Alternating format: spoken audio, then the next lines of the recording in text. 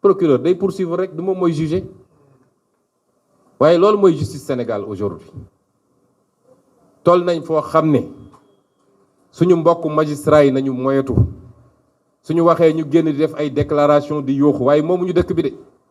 làqatu ci gannaaw justice damay def sama liggéey mu leer ni yoon di la wax nga wàcc ko fi dem def leneen bis bu réew mu tàkkee doo ci mucc de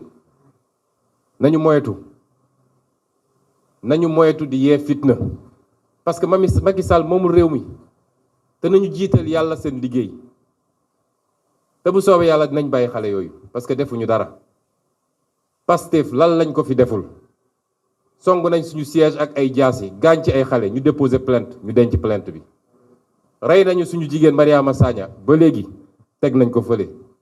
dóor nañu suñuy nit damm nañ ay loxo rey nañu suñuy ndaw yu bëree bëri enquête sax ubbiwuñu ko barki démb dégg ngeen bi waa Amnesty ñëwee fii exiger ñu def enquête waaye bis bu ne ñu ngi ñuy pexeel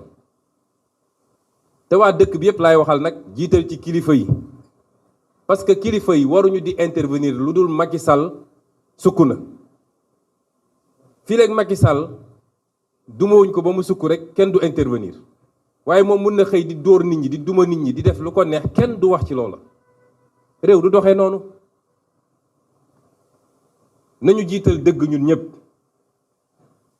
lu ko mooy rek fi ñu jëm du baax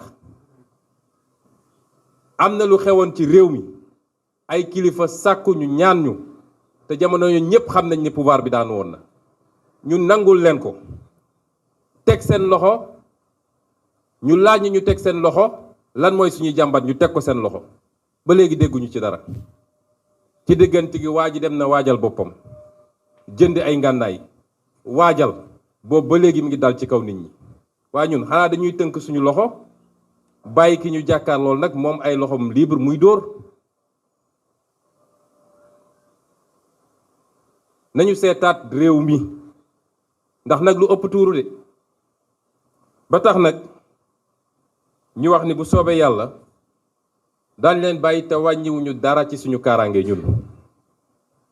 ndax ku gis li ma wër xam ni